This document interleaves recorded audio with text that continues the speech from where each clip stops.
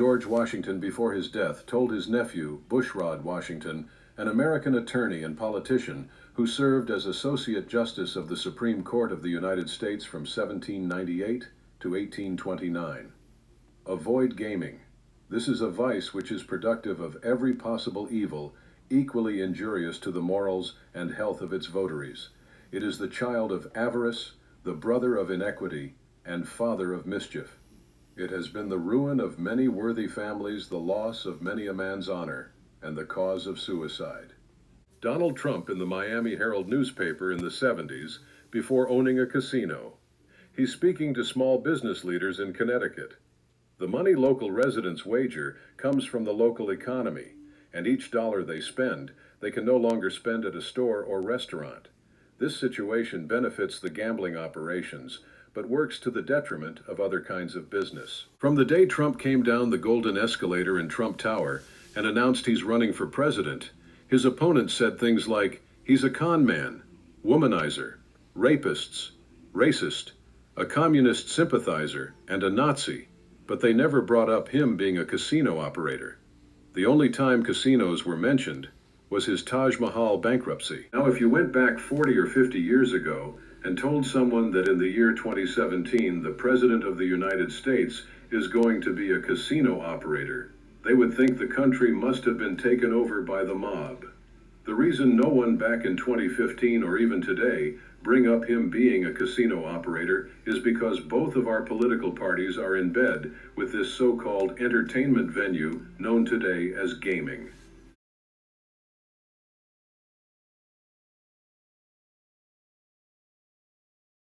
This is the third historical wave of gambling in America, and it's sort of had a boom-bust cycle, and it's in the boom cycle now, and it seems to me that you've been able to have an overview, and would you share with us some of the insights you might have?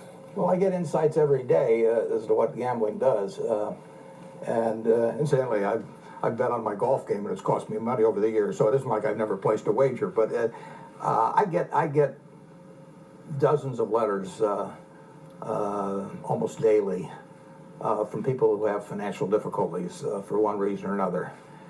And the reasons overwhelmingly come from three sources.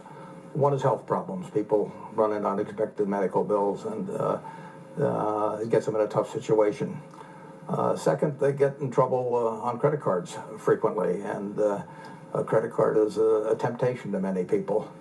But the third thing I hear about is people that have had an addiction to gambling, and where they've used thousands and thousands, tens of thousands of dollars that the family needs, and they can't get off the hook, and they find themselves in enormous financial trouble. Sometimes that interacts with the credit card situation because they use their credit cards to defer bills and use their cash to feed the casinos. So I've seen just time after time the kind of misery that these people write me about. And incidentally, I get a lot of letters from prisoners too. I seem to be a favorite pen pal of a lot of prisoners. And I got one the other day, for example, where a fellow had stolen, this was extreme, but he'd stolen $2.2 million from his employer to feed a gambling addiction. And he acknowledged it, and he said he was going to spend his time in prison for it. So I think we'll always have some of that, but I think for the state of Nebraska particularly, the state I love, and my family's been here since the 1860s, I think for the state to essentially prey upon its citizens, create more of these addictions, create more of these letters coming to me every day, I just think it's wrong. I think it's cynical on the part of the state to raise money from people who basically can't afford it by promising them a dream that is not going to come true for any but the tiniest fraction of the people that participate, and to cause people to get into the kind of trouble that I hear about every day.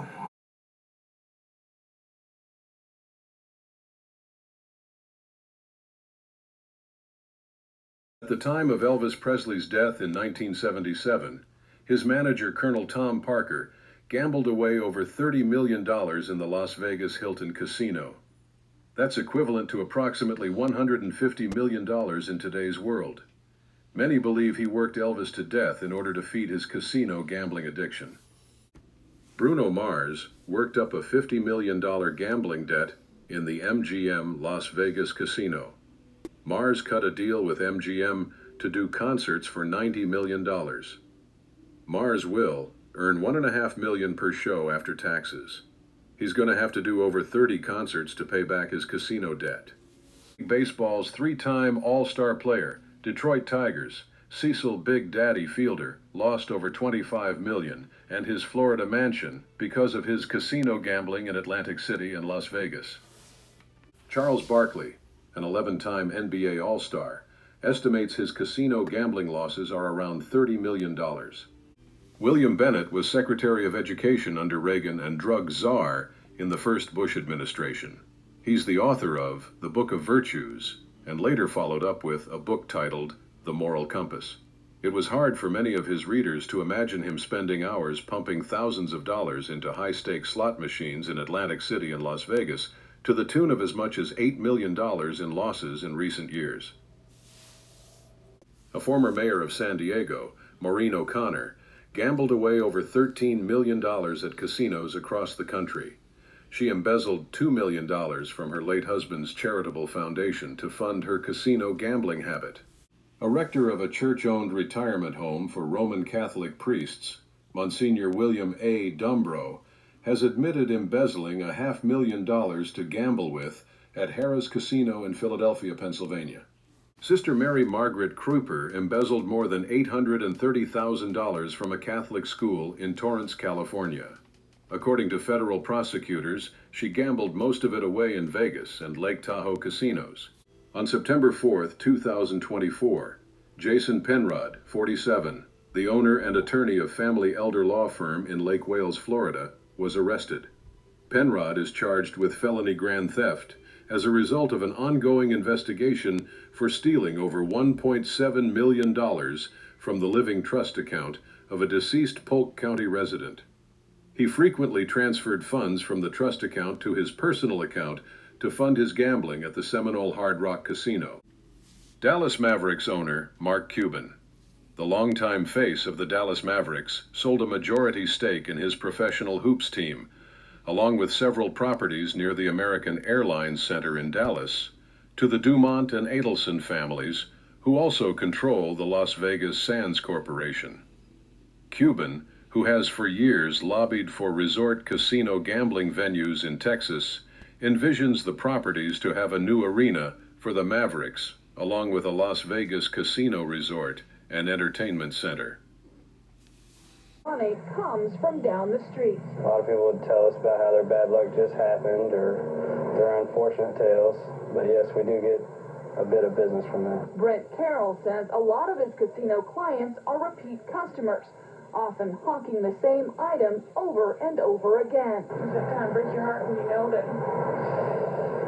Yeah, but then again, I mean, it's their choice.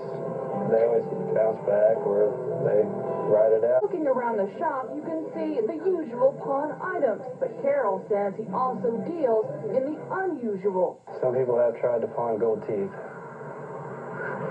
Like, takes them out of their mouth and... Yes. You didn't go for that, huh? Sometimes if they didn't come straight out of the mouth and they were in a package, we didn't have to handle them with our hands. Yeah, we'll take them. Buy them for gold scrap weight. When the first casinos opened in Atlantic City, the slot machines were called one-arm bandits. You had to insert coins into the machine. They had a lever on the side that you had to pull down, then let go, which sends the wheels spinning. When you win, the coins drop into the slot machine tray in front of you, so you got to see your winnings. It's hard to stop inserting the coins when you're winning or losing, but if your tray is filled up, you or someone you're with might tell you to bucket up your coins and cash out. So, you would have to go over to the cashier cage to cash out your buckets of coins, and that could take some time, which is a good thing, because you'll come down from your casino gambling high and hopefully leave the casino with your winnings.